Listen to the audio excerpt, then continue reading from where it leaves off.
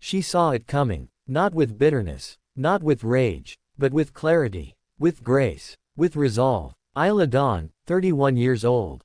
A 7-year journey under the bright and sometimes blinding lights of WWE. A career that began with one simple opportunity, the Mae Young Classic. A tournament that has launched so many, and for Isla, it was just the beginning. She didn't win, she didn't advance, but she did enough. Enough to make people watch. Enough to make people believe. Enough to earn a spot in NXT UK, a brand that allowed her to evolve, to grow, and ultimately, to become something unforgettable.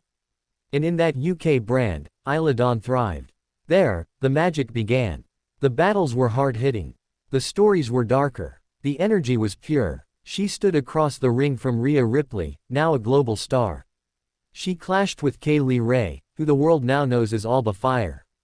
It was there, in that British crucible, that Isla found her voice.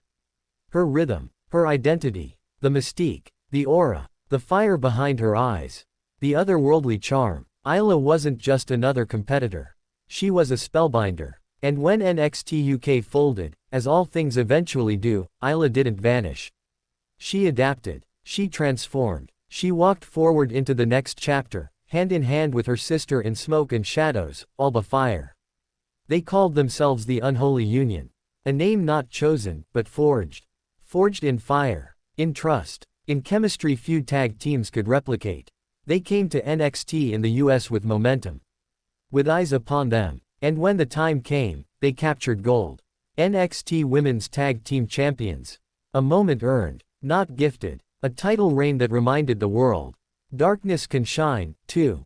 And then, the call. The main roster. SmackDown. A new challenge. A new chapter. The stage was larger, but something felt off. Because while their entrance remained dramatic, their presence undeniable, the booking never found their heartbeat.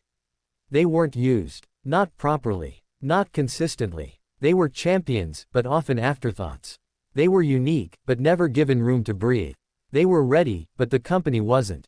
So when February 8 came around this year, and the news broke that Isla Dawn had been released, no one gasped.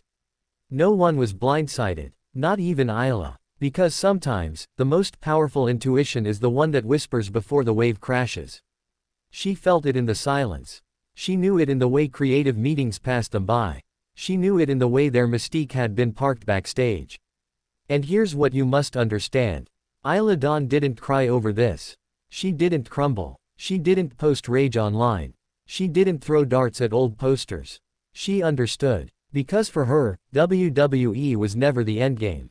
It was one realm, one place, one run. But magic, real magic, doesn't disappear when a contract expires.